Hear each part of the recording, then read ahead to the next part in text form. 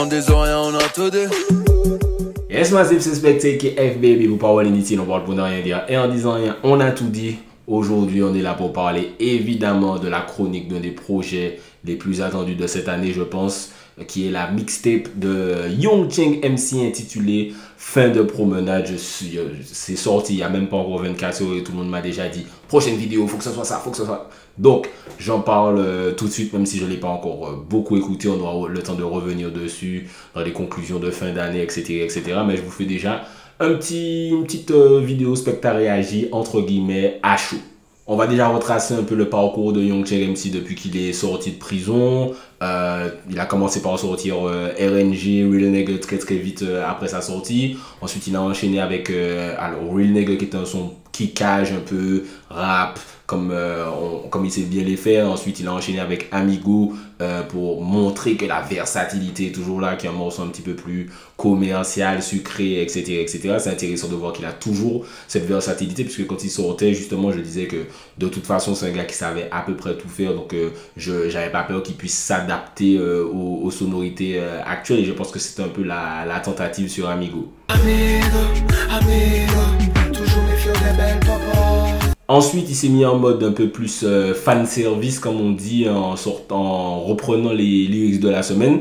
Donc, fan service, des fois, en cinéma, on dit que bon, c'est un petit peu too much. Par exemple, c'est des gens qui aiment bien faire les suites de plein de films, juste parce qu'ils savent que les fans vont kiffer de toute façon.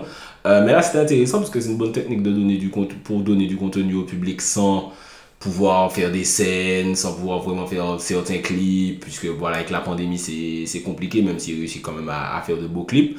Donc c'était intéressant. Et après les lyrics de la semaine, du coup saison 2, c'est intéressant parce qu'il s'est servi justement de ces lyrics de la semaine pour annoncer qu'il y avait un projet qui est du coup Fin de promenade qui arrivait. Et les extraits, je crois qu'il y en a eu 4, 5, un truc comme ça, je sais plus, ou peut-être qu'il y en a eu pas mal, peut-être 8 même, j'oublie. Mais en tout cas, qui serait présent sur le projet Fin de promenade et qui aurait en plus d'autres exclus. Donc c'est assez intéressant de fonctionner comme ça, surtout qu'il ne mettait pas tout le son dans les lyrics de la semaine. Donc il y avait encore un petit peu de surprise à prévoir dans la mixtape. Comme je vous disais, du coup, après, il a annoncé le projet avec une date de sortie assez proche. Je crois qu'il a annoncé le projet il y a 2 semaines, 3 max. Donc, du coup, voilà, on sent qu'il charbonne. Real Nigga, Amigo, lyrics de la semaine. Ensuite, il enchaîne avec le projet. Tu sens qu'il est revenu dans le game. Tu vois, c'est cool que les fans de Young Cheng n'aient pas déjà qu'ils ont attendu longtemps pendant son incarcération, n'est pas à attendre encore très longtemps avant d'avoir du contenu. Là, ni contenu, il est présent, il est sur les réseaux, même si on l'avait piraté un moment. Il est présent, il fait des lives, etc. Il est présent avec le people. Donc là, du coup, je vais faire un petit peu son par son rapide de la mixtape Fin de promenade. Comme je vous ai dit, c'est sorti il n'y a pas longtemps, donc j'ai pas eu le temps encore de beaucoup écouter parce qu'il y a une vie après la série. Mais je l'ai écouté au moins 2 fois et demi en entier. Alors, je vais commencer par Laissez-moi, même si c'est pas le premier son du tout de la mixtape, mais pour moi, c'est le meilleur son de la mixtape. Le refrain, c'est celui qui m'est resté en tête tout de suite. C'est-à-dire que les autres refrains, je n'ai pas encore forcément maîtrisé la mélodie, tout ça, etc. Mais là, laissez-moi, ça qu'a blessé moi. Celui-là, il est lourd. J'espère que ce sera un single de la mixtape. Ce côté introspectif, lyrics, mélodieux avec une voix agréable parce que c'est pas en mode vocodé à outrance pour faire comme si tu sais chanter là. Voilà, c'est pas non plus un gars qui chante comme Beyoncé ou Chris Brown, mais la voix de Young Cheng a toujours été agréable. Il sait plus ou moins utiliser sa voix et Laissez-moi, pour moi, ça fonctionne très bien. En tout cas, c'est mon son préféré de la mixtape, Laissez-moi. Ensuite, il y a le morceau Restez sage comme image. Mais on reste, c'est le premier morceau de la mixtape, puisque comme je vous disais, j'ai commencé par Laissez-moi. On reste un peu dans la même vibe, justement, posé, mélodieux, introspectif, avec des textes profonds. Il parle un peu de sa peine de prison, de son ressenti par rapport à tout ça. Les lyrics sont intéressants. C'est intéressant d'avoir un artiste qui parle de quelque chose qui parle pas. Donc, bon, après, j'aime les puzzles de mots de pensée aussi, mais Young Cheng, ça a toujours été un artiste qui choisit des thèmes qui parlent de lui, dans des sons comme Vieille Vibes, Terminator, Minuit et Demi, Anka Cry, et ce sont mes sons préférés de Young Cheng. Donc, j'aime bien le Young Cheng dans cette vibe-là. Donc, Restez sage, c'est un bon morceau que j'ai bien aimé, je me vois bien le replay. Il y a le morceau Major en l'air. Là, on est vraiment dans du kickage sale ego trip, avec son flow qui lui est très particulier, son flow très rapide, mais on comprend toujours parce qu'il articule très bien ce qu'il dit. J'aime bien, il y a un lyrics où il dit il y a des guerres que je ne fais pas parce que je ne peux pas, mais parce que j'en ai pas envie. Faut bien que ni deux trois qui notent ça. Mais en tout cas, j'ai bien aimé ce morceau. Le petit bémol que j'aurais mis, pas seulement sur ce morceau là, mais c'est le premier morceau où j'ai remarqué ça, c'est que ça sonne un peu daté. Tu vois, c'est-à-dire que c'est un morceau qui aurait pu être sur Réflexion ou sur lyrics de la semaine. Ça, qui reste du coup un bon morceau, puisque ce sont de très bons projets, pour moi des classiques, mais qui font peut-être un peu datés pour la nouvelle génération, ou bien le nouveau public, ou bien le public qui a changé d'oreille, entre guillemets. Mais en tout cas, ça reste un bon morceau, mais c'est un petit bémol que je voyais sur ce morceau. Ensuite, on a le morceau Pussy-Land. J'ai moins aimé celui-là. La performance est bad, comme d'habitude. Il y a des lyrics, c'est le Young Cheng efficace qu'on connaît, mais je sais pas, peut-être que c'est le concept ou bien l'idée du son ou bien les textes m'ont moins marqué, mais j'ai moins aimé celui-là. Tu vois, ça reste un son qui n'est pas nul, je vais pas entendre ça et te dire maman ça fuck up. Ça reste un son sympa de Young Cheng, mais celui-là je l'ai moins retenu. Tu vois, peut-être que le refrain je l'ai peut-être trouvé pas foufou, mais voilà, j'ai moins aimé celui-là. Ensuite, on arrive sur Menace to Society qu'il avait, je crois que c'est le premier qu'il a fait en preview dans les lyrics de la semaine. M2 Society, ça m'a. J'ai bien aimé celui-là. En tout cas, dans les lyrics de la semaine, j'ai bien aimé celui-là. Pareil, dans celui-là, il fait ce qu'il sait faire. Refrain mélodieux, ça kick sale, les lyrics. Quand je dis ça kick sale, tu vois, je dis pas ça genre comme ça. Parce que moi, je n'ai pas beaucoup depuis ni 2-3 lyrics techniques qui a fait 2-3 assonances, je ne dis que Miss c'est un lyriciste, tu vois. Lui, il dit vraiment quelque chose, c'est-à-dire que c'est lyrics, il y a vraiment une recherche dedans, au-delà de la rime riche, le contenu de la rime, le sens de la rime aussi, dit quelque chose d'intéressant ou recherché ou de fun, ou etc. C'est pas juste faire rimer karaté, makaté, sadaté, etc. Il y a vraiment un truc derrière, donc il kick vraiment sur ce morceau. Et idem, je me demande, tu vois, est-ce que ça fait pas un peu à l'ancienne, le refrain ça malade.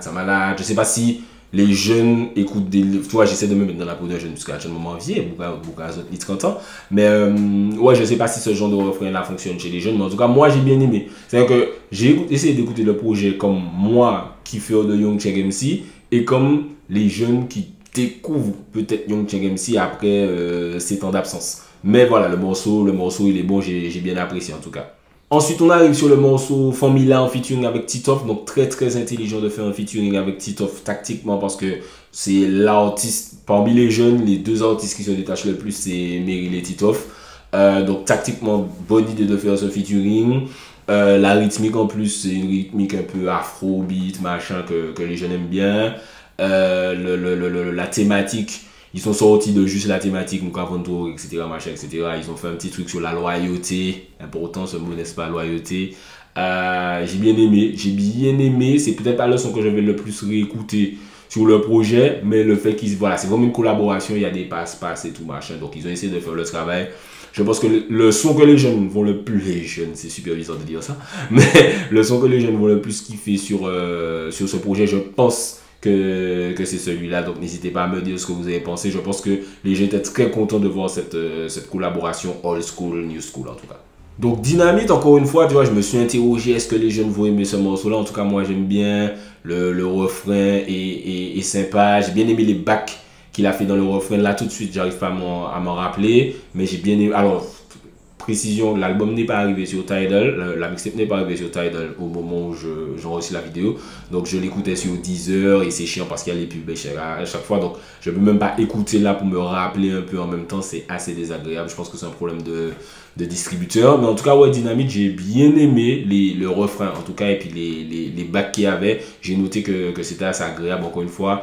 Young Cheng MC, sans être un ténor ou un gars qui a une voix vraiment incroyable, il sait très bien utiliser sa voix, donc il réussit vraiment à te faire des sons agréables que tu as envie de chanter avec lui en fait. Ensuite, on arrive au morceau Brûlé Blanc. Brûlé Blanc, comme son nom l'indique, qui parle de sa peine de prison, des aléas, des difficultés. Ça kick dur dedans, c'est intéressant parce que ça kick, mais en même temps, il dit quelque chose. C'est-à-dire qu'il a des choses à raconter, parce qu'il y a beaucoup de rappeurs qui rappent, qui kick, mais tu sens que voilà, ils ont rien à raconter. Lui, il a une histoire, il a un passif, il y a la prison. Même avant la prison, Genesis, tout ça, stérile, et ses différentes altérations, etc., etc. J'aurais aimé d'ailleurs qu'il rentre vraiment en détail dedans. Mais bon, je vais pas en parler après quand je vais parler des limites du projet, mais je le dis déjà que voilà, il parle de lui, mais c'est pas comme dans Comme un homme. Comme un homme, j'avais vraiment l'impression de ok, j'apprends à connaître Young Cheng MC, tu vois. Et là, peut-être que sur ce projet-là, un peu moins, mais après, ça reste une mixtape de toute façon. Illégal, donc illégal, il est en mode trap, business sale, business rentable, trafic, ils ont déjà connaît dom-dom. Ben, c'est un mélange de son style habituel qu'on connaît et il a rajouté le côté trap, la rue qui de toute façon fonctionne bien. Le refrain, peut-être que ça aurait pu être plus efficace, mais comme de toute façon il va toujours mettre sa patte dessus, ça fait voilà Young Cheng sur du trap. Moi j'ai bien aimé, c'était sympathique. C'est peut-être pas le morceau que je vais le plus réécouter, mais ça reste efficace.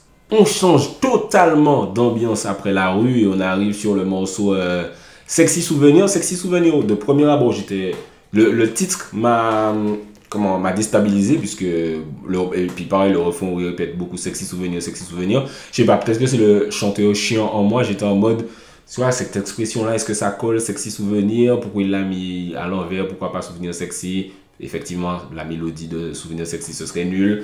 Mais Sexy Souvenir, je sais pas ça. Je sais pas du tout pourquoi. Ça a dérangé mon oreille à la première écoute. Et au fur et à mesure, ouais, ça glisse. Ça glisse au final. Si son love romantique, comme il sait bien les faire. Je crois qu'il y a un pont. Ouais, il y a un pont sympa sur celui-là. C'est pas Cupidon, c'est ma libido, un truc comme ça. Mais j'ai bien aimé. Il y a un pont sympa. Il a des mélodies qui fonctionnent, qui sont intéressantes. Tu vois, c'est pas... Il y a des gars qui font des mélodies juste parce que c'est à la mode de faire des mélodies maintenant dans le rap. Mais lui, ses mélodies sont intéressantes. En tout cas, sur Sexy Souvenir, j'ai bien aimé. À la première écoute, j'étais un peu pas sûr. Moi, et surtout moi qui n'aime pas forcément directement les sons trop sucrés quand ça fait trop disquette single. Mais là, au final, ça fonctionne bien. Ensuite, on a le morceau...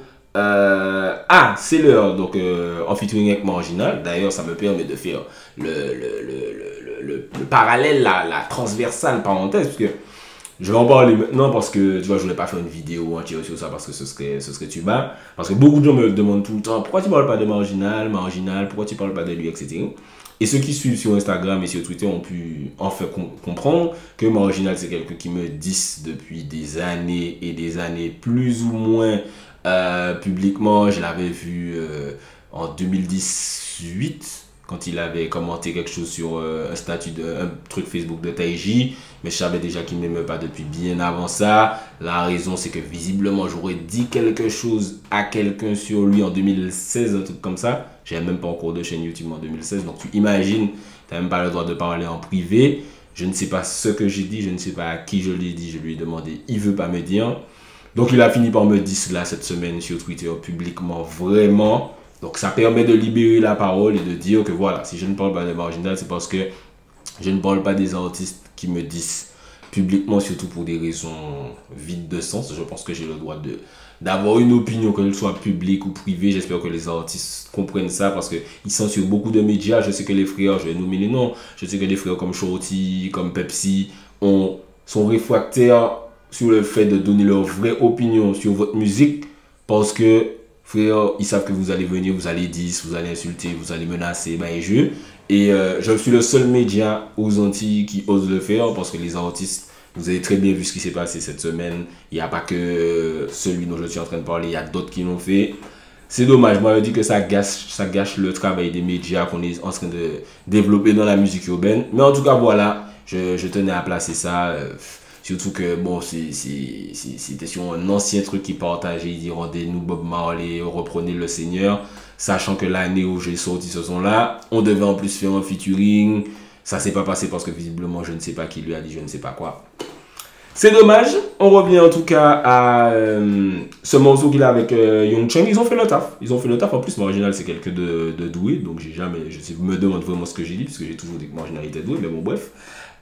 Pour les amateurs de performance, je pense qu'ils vont bien kiffer ce morceau. Ils ont fait du flow, de la mélodie, etc. Ils parlent de la street, mais aussi du fait de travailler dur pour atteindre ses objectifs. C'est beau, n'est-ce pas? Donc je pense que les gens ont bien kiffé ce morceau-là et cette combinaison-là. En plus, ensuite on arrive au morceau le plus dur. Idem, il est dans l'introspection, texte, mélodie, les difficultés qu'il a déjà eu à subir, à surmonter dans sa vie. Mauvaise intention, l'autre morceau, alors c'est le morceau qui cache du projet qui m'a le moins marqué. À la première écoute, il y a de la performance, mais il n'y a rien qui m'est marqué pour que je me dise ok, j'ai envie de le réécouter. Pareil, c'est un bon son de toute façon. Young Cheng ne fait pas de mauvais son. Il fait partie des artistes où tu peux pas dire que bon, il a peut-être des mauvais sons, genre si tu fouilles vraiment Young Cheng a des mauvais sons, mais en général, tu sais que Young Cheng c'est toi, tu as un minimum de qualité, et puis parfois c'est extraordinaire, et puis tu peux pas dire qu'il a un mauvais son, tu vas juste dire, ouais, ce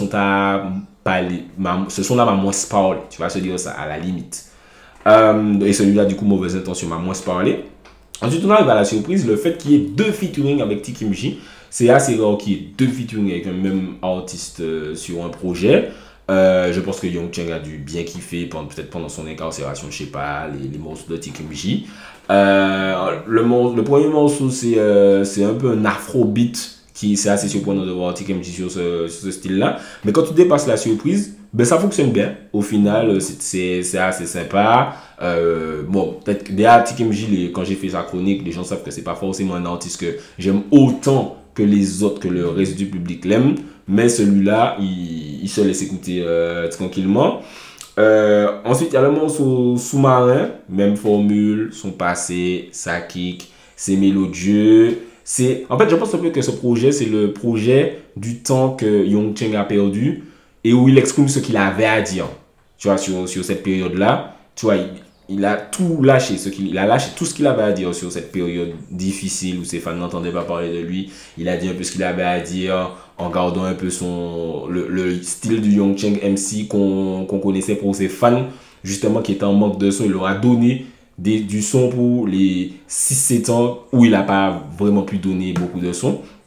Sur Benef Max, il s'est testé un peu à la drill. Donc j'aurais peut-être aimé un refrain drill plus efficace en mode peut-être pas business rentable, mais tu vois un truc de ce style-là. Mais pareil, ça reste de la drill à la Young Cheng. Le petit refrain parle pas japonais. Non, tu sens vraiment la patte de Young Cheng sur la drill. Et puis pareil, tu vois, comme d'habitude, ça kick. Il y a des punchs, des amateurs de lyrics.